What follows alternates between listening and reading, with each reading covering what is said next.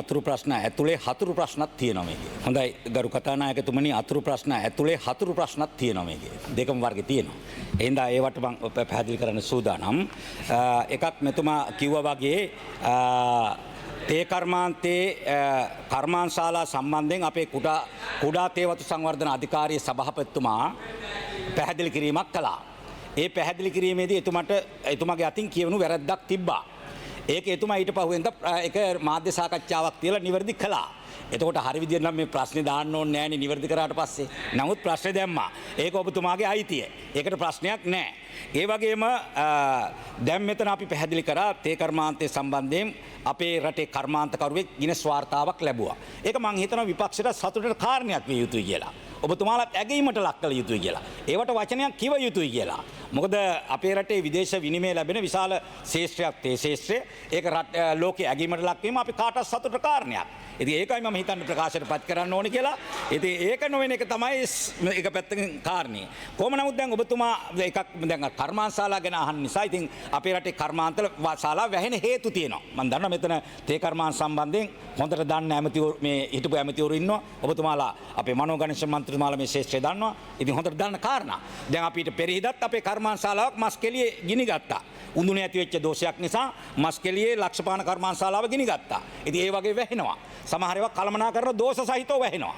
දැන් පෙරහිද දැන් මේ උද්ඝෝෂණෙකුත් ගියා අපේ හපුතලේ නගරේ කහගල්ල කර්මාන්තශාලාව වැසී යනවා කියලා. දැන් අද උදේත් මම ඒ කර්මාන්තශාලාවේ ෆැක්ටරි මැනේජර් එක්ක සාකච්ඡා කරා. ඉතින් ඒකට අවශ්‍ය මේ ඒක ඇත්තටම අමරන්නේ අමුතේ දළු නෙවෙයි. කසලතේ අමරන තනක්. ඉතින් ඒ කට්ටියට අවශ්‍ය ප්‍රමාණි නෑ. කම්කරුවන් හිඟයක් තියෙනවා. 155ක් ඉන්න ඕන තැන 20යි ඉන්නේ. ඉතින් ගෙනියන්න බෑ. ඒවා ඉතින් බේරන්න ඕනේ. නමුත් අපි මේ රටේ කර්මාන්තය ආරක්ෂා කරන්න කටයුතු කරනවා. ඒ වගේම ඔබතුමාගේ අර අතුරු ප්‍රශ්නේ සැබෑ අතුරු ප්‍රශ්නෙට මම මේ උත්තරේ දෙන්නේ. ඔබතුමා ඇහුවා මේ වතුකරේ ඉන්න ජනතාවගේ සැබෑ ප්‍රශ්න වලට උත්තර දෙන සම්බන්ධයෙන් ඔව් අපි ඔබතුමාටත් ආරාධනා කරලා තියෙනවා. මනෝගණිත මන්ත්‍රීතුමාටත් ආරාධනා කරලා තියෙනවා. ජනාධිපතිතුමාගේ මූලිකත්වයෙන් මේ එන්න 12 වෙනිදා බණ්ඩාරවල මහජන ක්‍රීඩාංගණයේදී මේ රටේ වැවිලි ශේෂ්ත්‍රයේ අපේ විශේෂම ලයිම් කාමරවල ඉන්න මලේගම් ප්‍රජාව වෙනුවෙන් අපි නිවාස 2056ක් ලබා දෙන්න සැලසුම් කරලා තියෙනවා හිමිකම් පත්‍රය. විශේෂම ස්තුතිවන්ත වෙනවා මම මේ මොහොතේ ඉන්දියාවට ඉන්දියානු ආධාරයේ යටතේ තමයි ලබා දෙන්නේ. ඔප්පුව ලබා දෙන්නේ එදාම නෙවෙයි. ඔප්පු ලබා දෙනවා අපි සංකේතවත් වශයෙන් කීප දෙනෙකුට 237ක් ඔප්පු ලෑස්ති කරලා තියෙනවා. එයින් අපි පිරිසකට අපි ඔප්පු ලබා දෙනවා. ඒ වගේම මේ නිවාස කියන එක මම පැහැදිලි කරන්න ඕනකම තියෙනවා. 2056කට නිවාස ලබා දෙනවා. ඉන්දියානු රජයයි ලංකා රජයයි දෙකම ඒකාබද්ධ වෙලා. ඒ සඳහා එක නිවාසයක් හදන්න ගරු කතානායකතුමනි ලක්ෂ 32ක් අපි වැය කරනවා. ලක්ෂ 32ක් පාරවල් ටික හදලා වතුර ටික දීලා විදුලිය දීලා යටිතල පහසුකම් හදලා අපි හදලා දෙනවා. අවුරුදු 200ක් පිරුණා 2023ට මලේගම් ප්‍රජාව මේ රටට ඇවිල්ලා වසර 200ක් පිරුණත් හිටපු අධිරාජ්‍යවාදීන්ටත් ඔබේ ආණ්ඩුවලටත් මේක සම්පූර්ණයෙන් විසඳන්න පුළුවන් කමක් ලැබුණේ නැහැ. අපිට වුණත් අපි හිතනවා දවසෙන් දෙකෙන් විසඳන්න පුළුවන් කමක් නැහැ. නමුත් ඒක අපි ක්‍රමානුකූලව විසඳන්න අපි කටයුතු කරමින් ඉන්නවා. ඒ අනුව නිවාස 2056ක් සකස් වෙනවා. පර්චස් 10ක ඉඩමක් ලැබෙනවා. පර්චස් 10ක අපි ඉඩමක් ලබා දෙනවා. ගරු කතානායකතුමනි මං කියන්නේ කලබල වෙන දෙයක් නැහැ. කොහොමටත් දැන් නිවාස හිමිකම් පත්‍රය ලබා දෙනවා කියලා අපි කියලා තියෙනවා. නැත්තම් මේ බණ්ඩාරට කියලා 2056කට මේ ගෙවල් දෙන්න බෑනේ මෙහෙම. ඒක කාටවත් තේරෙන්න එපයි. දෙන්නේ නිවාස හිමිකම් පත්‍රය. එතකොට ඔප්පු දෙනවා. ඔප්පු එදාට දැන් අපි නිවාස 2056කට හිමිකම දෙනවා. ඒ නිවාස 2056 හදලා අවසන් කළේ කට්ටියට දෙනකොට එදාම ඔප්පුවක් දෙනවා. කඩදාහියක් නෙවෙයි. එතුමා ඊයේත් අපේ ජීවන මන්ත්‍රීතුමා පෙන්වුවා මෙන්න මේ වගේ කඩදාසියක් දෙන්න කියලා. ඔප්පුවක් දෙනවා කියලා කඩදාසියක් දීලා හරියන්නේ නැහනේ. ජනතාවට අයිතිවාසිකමක් කියන්න අදාළ ඔප්පුව ලබා දෙන්න ජනාධිපතිතුමා ඇතුළු අපි කටයුතු කරලා තියෙනවා. ඒකට අපි ඉදිරියේ කටයුතු කරනවා. සඳහා කටයුතු කරනවා. මම කිව්වේ ඊයේ ජීවන මන්ත්‍රීතුමා මෙතන පැහැදිලි කරා කඩදාසියක් මේක නම් දෙන්න එපා කියලා. ඉතින් මම අද පැහැදිලි කරනවා කඩදාසියක් දෙන්නේ නැහැ. ඒ ජනතාවටත් අපි දන්නවා වසර 200ක් පිරීම නිමිත්තෙන් 60 වලදී ඓතිහාසික ප්‍රකාශයක් සිද්ධ කරා වර්තමාන ජනාධිපති අනුර කුමාර දිසානායක සහෝදරයා ගිහිල්ලා 60 වලදී අමාත්‍යතුමා පිළිතුර කෙටි කරන්න. මේ තුමලා අහන ප්‍රශ්නෙට දැන් ඔබතුමා දුන්නාම අවස්ථාව මම ඒකට උත්තර දෙන්න ඕනේ. හරි. එතකොට ඒකදී අපි පොරොන්දු වුණා ඔවුන්ට ඊටමක හිමිකම දෙනවා කියලා. නිවසක හිමිකම දෙනවා කියලා. ඒක දෙනවා. ඔව්. හොඳයි. පැහැදිලි කරගෙන එනකොට මේ මැදින් පනින්නේ හරි දැන් ඔක්කොම කලබල වෙලා තියෙන්නේ. දැන් මෙහෙම නෑ මෙතන මනෝ මන්ත්‍රීතුමා මෙතන ප්‍රශ්නයක් තියෙනවා. මේ කාට්ටිය කවුරුත් කැමති මේකට උප්පැන්නේ දෙන්න. දී ගන්න එක දී ගන්න. අපි ගෙවල් ටික හදනවා. දැන් මම ඔබතුමාගේ අර